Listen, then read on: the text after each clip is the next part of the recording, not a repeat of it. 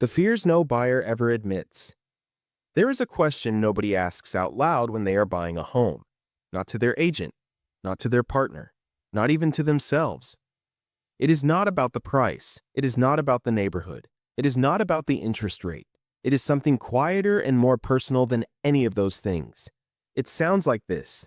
What if I am making a mistake? What if I am not ready? What if something goes wrong and I cannot come back from it? Research in psychology and behavioral economics has shown consistently that the biggest obstacles in real estate are rarely financial. They are emotional. They live underneath the spreadsheets and the mortgage approvals and the open house visits. They live in the part of the brain that no amount of market data can reach. Today, we are going to look at the 10 psychological fears that live underneath every real estate decision, the ones that nobody talks about and everybody feels. Because understanding what your brain is really afraid of is not a sign of weakness. It is the most powerful thing you can do before making the biggest financial decision of your life. Let's begin. 1. The fear of permanence. There is a concept in existential psychology developed by Irvin Yalom that describes the human terror of irreversible decisions. Buying a home is one of the few decisions in modern life that feels truly permanent. It sounds like this. What if I change my mind? What if I wake up 5 years from now and this was the wrong choice? That fear is not about the house. It is about the terrifying freedom of being the only person responsible for your own life. Psychologists call this the burden of choice. The anxiety that comes not from having no options, but from having too many and being fully accountable for the one you pick. Two very different conversations are happening. One about avoiding a decision that cannot be undone. One about trusting yourself enough to make it. Only one moves forward. 2. The fear of not being enough. Pauline Clance and Suzanne Imes identified imposter syndrome in 1978, the persistent internal experience of feeling like a fraud despite external evidence of competence. In real estate, it sounds quieter than you would expect. It sounds like this. Who am I to buy a house like this? What if the bank made a mistake approving me? What if everyone finds out I am not as ready as I look? The buyer sitting across from me is qualified. The lender confirmed it. The numbers work. But something inside them keeps whispering that they do not belong here yet. That is not humility. That is imposter syndrome. And it has kept more qualified buyers out of homes than any interest rate ever has. Two very different conversations are happening. One of the reasons you are not ready yet. One about trusting the evidence that says you already are.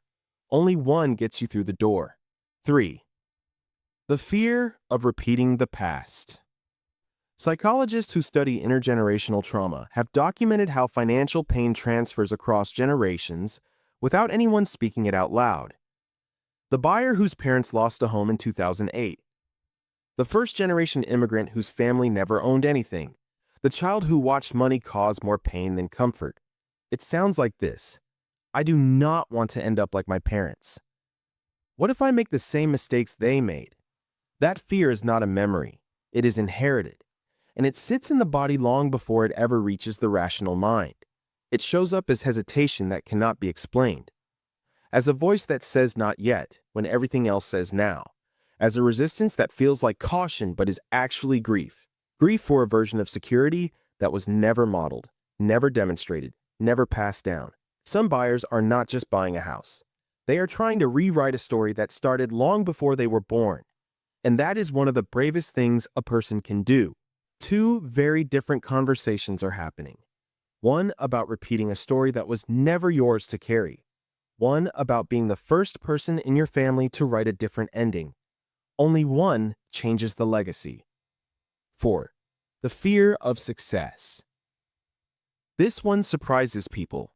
Psychologist Abraham Maslow and later researchers on self-sabotage have documented that humans sometimes fear success as much as failure because success raises the stakes of everything that comes after. It sounds like this. What if I buy this house and then lose it? What if getting what I want makes losing it even worse? What if becoming a homeowner means I now have something real to lose?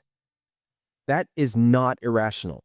That is the brain protecting itself from the vulnerability of having something that truly matters. Psychologists call this an upper limiting problem.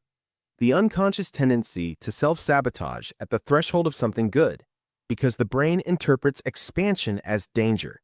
The higher the stakes, the stronger the resistance. And a home is not just a financial stake. It is an emotional one. It is the place where your life actually happens. And the brain knows that, which is exactly why it fights so hard to keep you from having it. Two very different conversations are happening. One about protecting yourself from losing what you might gain. One about trusting yourself to handle everything that comes after yes. Only one lets you have the life you actually want. 5. The fear of commitment.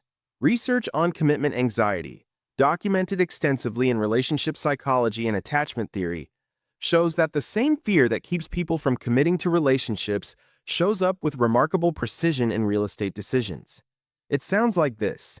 What if something better comes along? What if I am settling? What if I say yes to this house and the right one appears next week? Commitment in any form requires the courage to stop searching. And for a generation trained to always keep scrolling, stopping feels like losing. But what the research on commitment actually shows is something more hopeful than that. Satisfaction does not come from finding the perfect option. It comes from fully investing in the one you chose. The buyers who thrive are not the ones who found the perfect house. They are the ones who decided that the house they chose was worth the full weight of their commitment, and then they made it perfect by living in it. Two very different conversations are happening. One about keeping every option open forever. One about choosing one and making it everything. Only one builds a home. 6.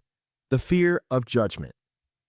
Leon Festinger's social comparison theory, combined with what psychologists call the spotlight effect, the tendency to believe others are paying far more attention to our decisions than they actually are, creates a specific kind of paralysis around major purchases.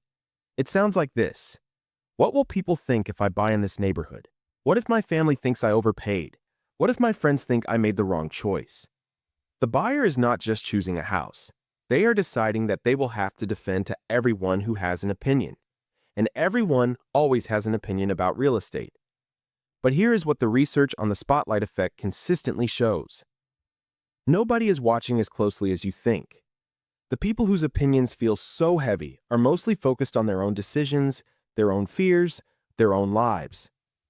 The judgment you are afraid of exists almost entirely in your own mind, and it is keeping you from a decision that is entirely yours to make. Two very different conversations are happening. One about what everyone else might think of your decision, one about what you will think of yourself 10 years from now if you let their opinions decide for you. Only one is actually yours to make. The fear of the unknown. Psychologist Abraham Maslow placed safety and securities at the foundation of his 1943 hierarchy of human needs, and nothing threatens that foundation quite like the unknown. A new neighborhood, new neighbors, new commute, new sounds at night, new everything. It sounds like this. What if I hate it there? What if it does not feel like home? What if I move and realize everything I loved was in the place I left? That fear is not weakness. It is the brain doing exactly what it was designed to do, scanning for threats before committing to unfamiliar territory.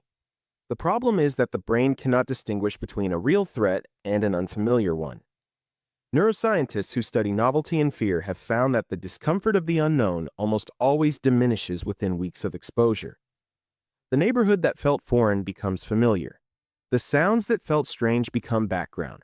What felt like risk becomes routine. What the brain feared as unfamiliar, the heart eventually learns to call home. Two very different conversations are happening. One about everything that could go wrong in a place you have never been. One about everything that could go right in a life you have not built yet. Only one moves you forward. 8. The fear of financial exposure. Daniel Kahneman's research on loss aversion, combined with what behavioral economists call financial vulnerability, the acute awareness of how much is at stake, creates a specific kind of terror that has nothing to do with the years carefully managing financial years. Carefully managing financial insecurity does not experience a mortgage as a path to wealth. They experience it as the largest single point of financial failure they have ever voluntarily created. That is not irrational. That is wisdom that has not yet learned to trust itself. But here is what that same research shows. The financial anxiety of renting, the yearly increases, the lack of equity, the absence of control, carries its own enormous financial exposure. The question is never whether there is risk. The question is which risk you are choosing, and which one is actually working toward your future. Two very different conversations are happening. One about all the ways it could go wrong. One about all the ways staying where you are is already costing you. Only one is actually working toward your future. The fear of losing identity. Harold Proshansky's research on place identity in the 1970s showed that the places we live become deeply woven into our sense of self, which means leaving where you are and committing to somewhere new is not just a logistical change. It sounds like this. I have lived here my whole life. I do not know who I am somewhere else. What if I move and lose the version of myself I worked so hard to become? That fear deserves respect. It is not about the house at all. It is about the terrifying and necessary question of who you are when you strip away everything familiar. But identity researchers have also found something quietly reassuring. The core of who you are does not live in a zip code. It lives in your values, your relationships, your history, and the stories you carry with you. You do not leave yourself behind when you move. You bring yourself with you. And sometimes a new place gives you room to become a version of yourself you did not know was possible. Two very different conversations are happening. One about losing the person you built in the place you are leaving. One about discovering the person you could become in the place you are going. Only one finds out. 10. The fear nobody names. This last one does not have a clinical term. It comes from sitting with buyers at the moment they are closest to saying yes, and watching something stop them that has no logical explanation. It sounds like this: I do not know. I just have this feeling. Something does not feel right. Sometimes that feeling is wisdom, a genuine signal from a deeper part of the mind that something important has been overlooked, and that signal deserves to be honored and examined carefully. But sometimes, and this is the harder truth, it is the accumulated weight of every fear on this list showing up at once, dressed as intuition. The work is not to silence that voice. The work is to learn the difference between the fear that protects you and the fear that simply keeps you small. In my experience, the house that is right for you does not feel perfect. It does not arrive with certainty or fireworks or the complete absence of doubt. It feels possible. It feels like something you could grow into. And possibly, when you have been afraid for a long time, it's everything. Two very different conversations are happening. One about listening to every fear that shows up dressed as intuition. One about learning to tell the difference between the fear that protects you and the fear that simply keeps you small. Only one leads to possible. If any of this felt familiar, you are not alone. If you found this helpful, give it a like. It helps more people find us. Subscribe so you never miss an episode. This is Real Estate on the Couch.